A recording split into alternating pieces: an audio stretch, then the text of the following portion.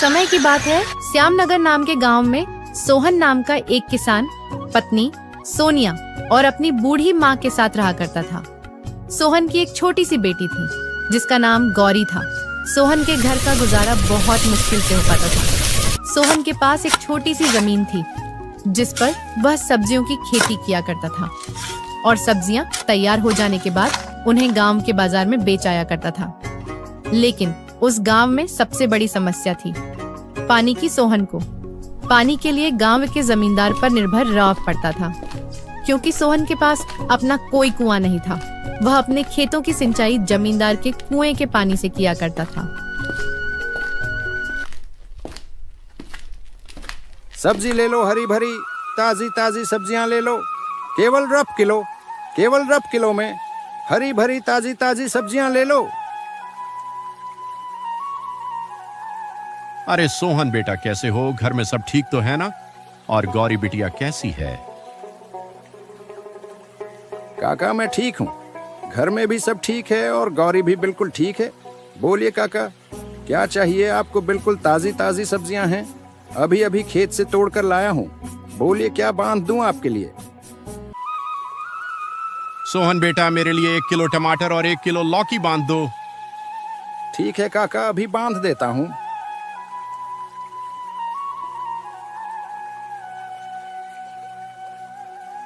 अच्छा सोहन बेटा, मैं चलता हूँ, ध्यान रखना अपना।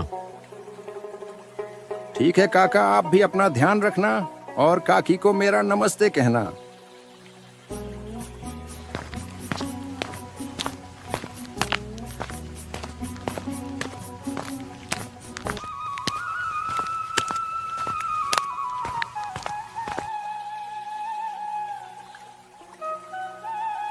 सोनिया, आज की सारी सब्जियां भी बिक गईं। यह लो, ये पैसे संभाल के रख देना। मैं सोच रहा हूँ इस बार खेती के लिए बाजार से अच्छी गुणवत्ता वाले खाद्य ले आऊं। इससे हमारी सब्जियों की पैदावार और अच्छी होगी। जी, ये तो बहुत ही अच्छा विचार है। जितनी अच्छी सब्जियां होगी उतना ज्यादा लोग हमारी सब्जियां खरीदना पसंद करेंगे।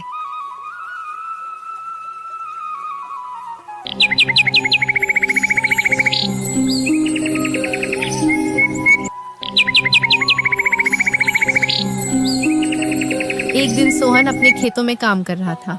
तभी वहाँ पर जमींदार गोपाल आता है और सोहन से कहता है, सोहन भाई कैसे हो? खेतों का काम कैसा चल रहा है? मैं ठीक हूँ गोपाल भाई, और खेतों का काम भी ठीक चल रहा है।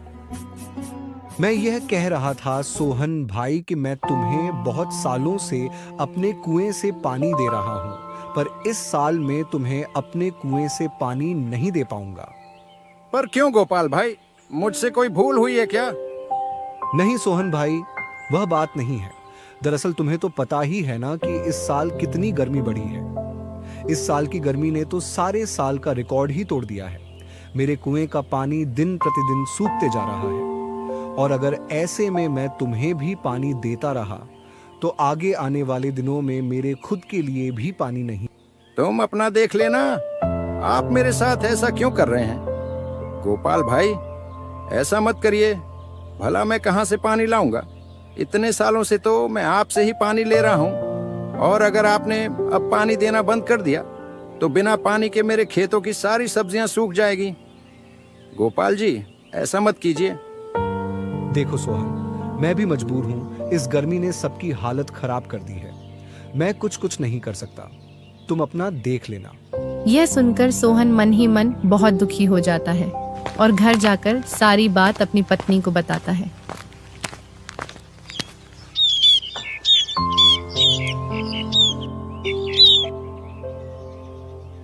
यह क्या हो गया भाग्यवान? अब यह कौन सी नई विपदा आ पड़ी है? अब हमारे घर का गुजारा कैसे होगा? बिना पानी के हमारे खेतों की सिंचाई कैसी होगी? हे प्रभु, आप तो सब देख रहे हैं ना। अब आप ही कुछ हमारी मदद करो प्रभु, हम बड़ी दुविधा में हैं। अजी, आप चिंता मत कीजिए, एक बार मैं गोपाल जी से बात करके देखती हूँ। यह कहकर सोनिया जमींदार से मिलने उनके घर की ओर निकल पड़ती है।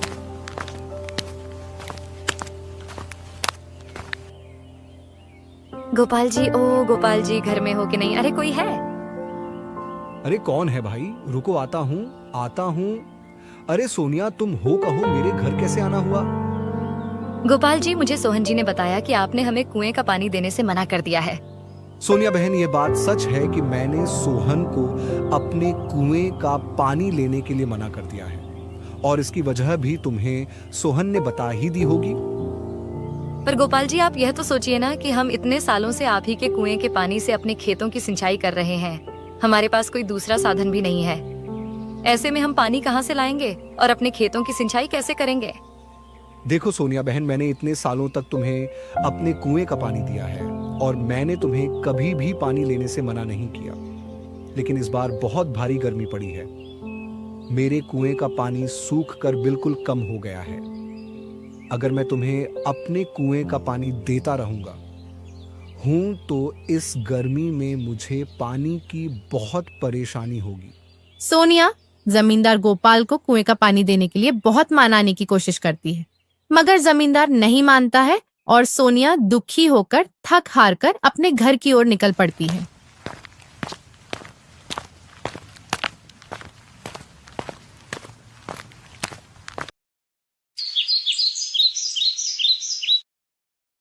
क्या हुआ सोनिया? जमींदार जी ने क्या कहा? भाग्यवान जमींदार जी ने पानी देने से मना कर दिया। वह कह रहे थे, अगर मैं तुम्हें पानी देता हूँ तो मुझे गर्मियों में बहुत परेशानी होगी। पानी के बिना क्या होगा भाग्यवान? हमारे सारे खेत तो सूख जाएंगे। हमारे पास इतने पैसे तो नहीं है कि हम मजदूर से कुआं खुदवा सके, लेकिन मैं सोच रहा हूँ अगर कुआं खोदने का काम मैं अकेले ही शुरू कर दूं तो। दोनों पति पत्नी इस बात से बहुत दुखी थे। सोहन को तो आज रात बिल्कुल नींद ही नहीं आ रही थी। वह बस अपने खेतों के बारे में ही सोच रहा था। सोचते सोचते सोहन को एक विचार आता है। हमारे पास इतने पैसे तो नहीं है कि हम मजदूर से कुआं खुदवा सके, लेकिन मैं सोच रहा हूँ अगर कुआं खोदने का काम मैं अकेले ही शुरू कर दूं तो। हाँ, यही ठीक रहेगा। अरे सोनिया, सुनती हो? क्या हुआ सोहन जी, आप सोए नहीं अभी तक? सोनिया, मुझे एक विचार आया है। क्यों ना हम खुद से अपना कुआं खोदे तो कैसा रहेगा? विचार तो आपका बहुत अच्छा है, लेकिन अगर हम दोनों ही कुआं खोदेंगे तो इसमें हमें काफी दिन लग जाएंगे। वैसे भी गर्मी बहुत बढ़ गई है। हाँ सोनिया, वह तो है, लेकिन और कोई रास्ता भी तो नहीं है, और हमारे पास इतने पैसे भी नहीं है कि हम मजदूर से कुआं खुदवा सके। आप ठीक कहते हैं सोहन जी, हम कल से ही कुआं खोदने के काम में जुट जाएंगे। चलिए, अभी आप सो जाइए।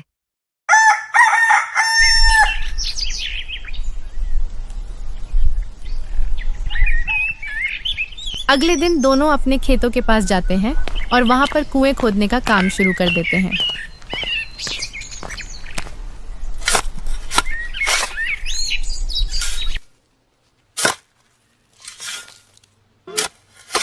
भाग्यवान, इस बार तो बहुत ज्यादा गर्मी पड़ी है। इतनी गर्मी में तो बहुत बुरा हाल हो रहा है। बार बार प्यास लग रही है। हाँ सोनिया, पर हमें धैर्य से काम लेना होगा। माना कि इस साल गर्मी बहुत ज्यादा है, लेकिन हमारे पास बस एक यही रास्ता है। इतना कहकर दोनों फिर से कड़कती धूप में कुएं खोदने का काम शुरू कर देते हैं। 15 दिन की कड़ी मेहनत के बाद आखिरकार कुआं तैयार हो जाता है। लेकिन इस बार इतनी कड़ी गर्मी पड़ी थी कि इतनी गहराई तक कुआं खोदने के बाद भी कुएं में एक बूंद पानी नहीं था। यह देख सोहन और सोनिया बहुत निराश हो जाते हैं। निराश मन से दोनों घर आ जाते हैं और अपनी आंगन के पेड़ की छाव में बैठकर आराम करते हैं। हे भाग्यवान, इतनी मेहनत करने के बाद भी एक बूंद पानी नहीं हुआ। हाय रे गर्मी, अब तो घर में भी पानी नहीं बचा है। बहुत मुश्किल से 2 घड़े संभाल कर रखे थे, वह भी खर्च हो गए। सोनिया, बहुत प्यास लगी है, अंदर जाकर देखो क्या घड़े में थोड़ा सा पानी है। हाँ ठीक है, अभी देखती हूँ। घर में थोड़ा बहुत सा ही पानी बचा था। सोनिया पानी का गिलास लेकर आ जाती है। तभी वहाँ एक साधु महाराज आ जाता है। बेटा, क्या थोड़ा सा पानी मिलेगा? बहुत प्यासा हूँ, गला प्यास से सूखे जा रहा है। दूर दूर तक कहीं पानी नहीं दिखा। सोनिया और सोहन साधु की ऐसी हालत देखकर उन्हें पानी दे देते हैं।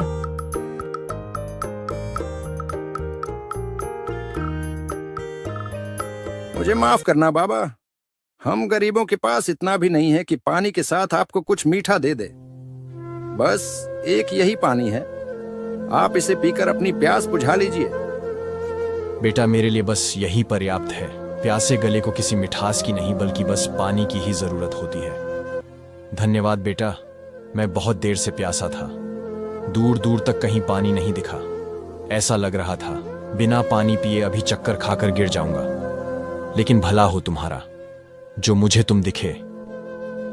बाबा, आप थोड़ा सा यहाँ छाव में बैठकर विश्राम कर लीजिए, आपको अच्छा लगेगा। नहीं बेटा, अभी मुझे बहुत जरूरी काम के लिए जाना है, मैं रुक नहीं सकता। लेकिन हाँ, मैं तुम्हें एक चीज देना चाहता हूं। ये मटकी, ये बहुत पुरानी मटकी है जो काफी सालों से मैं संभाल कर रखी थी। मैंने सोचा अब बुढ़ापे में इसे क्या लेकर दर दर भटकता फिरूं। कोई भला इंसान दिखेगा तो उसे दे दूंगा। लगता है अब इस मटकी के लिए मालिक मिल गया है। ये लो, इस मटकी को तुम अपने पास रखना। और हां, इसे साधारण मटकी समझने की भूल मत करना। इस मटकी में तुम कोई भी ऐसी चीज डाल सकते हो जिसकी तुम्हें सबसे ज्यादा जरूरत है। अच्छा बेटा, तो मैं अब चलता हूं। इतना कहकर साधु वहां से चले जाते हैं। सोनिया, बाबा ने कहा है इस मटकी में वही चीज डालना जिसकी तुम्हें जरूरत है। अभी तो हमें पानी की जरूरत है, लेकिन इस मटकी में डालने के लिए हमारे पास पानी नहीं बचा है। रुकिए, मैं देखती हूँ इस ग्लास में थोड़ा पानी का बूंद बचा है। क्यों ना यही डालकर देखा जाए। सोनिया ग्लास में पड़े पानी की कुछ बूंदें घड़े में डालती हैं और देखते ही देखते घड़ा पूरी तरह पानी से भर जाता है। यह देखकर सोनिया और सोहन आश्चर्यचकित हो जाते हैं। देखिए सोहन जी, ये तो एक जादुई घड़ा है। देखिए, इसमें कितना सारा पानी है। हाँ भाग्यवान, यह सब प्रभु की ही कृपा है। आपका बहुत बहुत धन्यवाद प्रभु। इस संकट की घड़ी में आप हमारे द्वार पर आए और हमारी मदद की।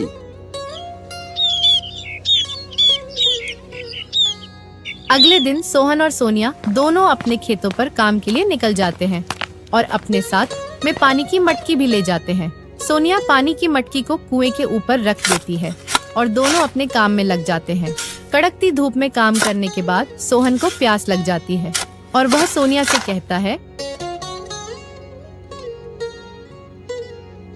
सोनिया, जरा मटकी में से थोड़ा पानी तो लाना, बहुत प्यास लगी है। ठीक है जी, अभी लाई। सोनिया मटकी में से पानी निकालती है। गिलास में से पानी की कुछ बूंदें कुएं में गिर जाती हैं और देखते ही देखते कुआं लबालब पानी से भर जाता है। यह देखकर सोनिया बहुत आश्चर्य में होती है और वह सोहन को बुलाती है। अजी सुनिए, देखिए इधर ये क्या हुआ। अरे भाग्यवान, क्या हुआ है? आइए ना, देखिए ये कैसा चमत्कार है। हाँ भाग्यवान, आता हूँ। सोहन जब कुएं के पास देखता तो कुआं लबालब पानी से भरा था। यह देखकर सोहन भी बहुत आश्चर्य में था।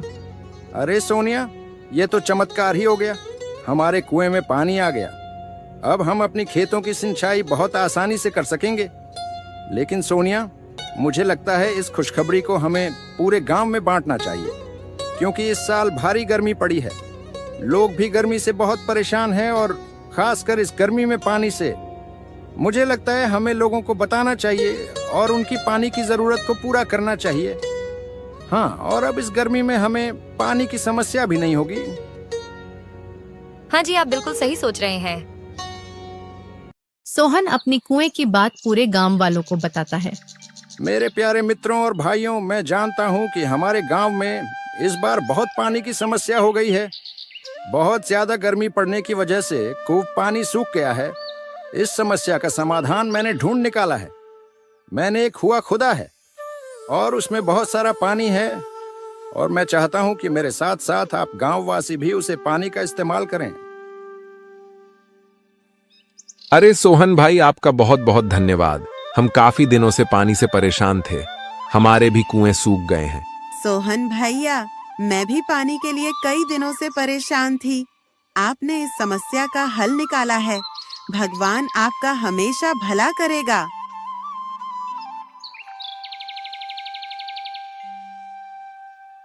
धीरे धीरे गर्मी बहुत बढ़ती जा रही थी। गांव के सारे कुएं सूखे जा रहे थे। अब गांव में केवल एक ही कुआं था जिसमें पानी था। वह था सोहन का कुआं। गांव के लोग सोहन के कुएं से पानी ले जाया करते थे। वहीं दूसरी तरफ अब जमींदार का कुआं बिल्कुल सूख चुका था। उसके कुएं में एक बूंद पानी नहीं बचा था, जिसकी वजह से जमींदार बहुत परेशान हो गया था। तभी जमींदार को कहीं से खबर लगती है कि सोहन का भी एक हुआ है और सारे गांव वाले वहीं से पानी भर रहे हैं। जमींदार यह बात सुनकर सोहन के पास जाता है और सोहन के कुएं में इतना पानी देखकर बहुत हैरान हो जाता है और वह सोहन से कहता है, सोहन, मेरे कुएं का पानी बिल्कुल सूख गया है। मेरे कुएं में एक बूंद पानी नहीं बचा है। क्या तुम मुझे अपनी कुएं का पानी दे सकते हो?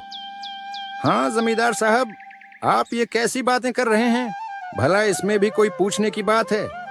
इतने सालों तक आपने हमारी मदद की है और इस मुश्किल की घड़ी में हमें एक साथ मिलकर रहना चाहिए। आप जितना चाहे उतना पानी यहाँ से ले सकते हैं। सोहन की यह बात सुनकर जमींदार को अपनी गलती का एहसास होता है और वह सोहन से माफी मांगता है। सोहन, मुझे माफ कर दो। मैंने तुम्हारे साथ बहुत बुरा व्यवहार किया। इस मुश्किल घड़ी में मैंने तुम्हारा साथ छोड़ दिया था, लेकिन तुमने मेरा साथ नहीं छोड़ा। धन्य हो। तुम्हारे जैसे लोगों की वजह से इस धरती पर अच्छाई अभी जिंदा है।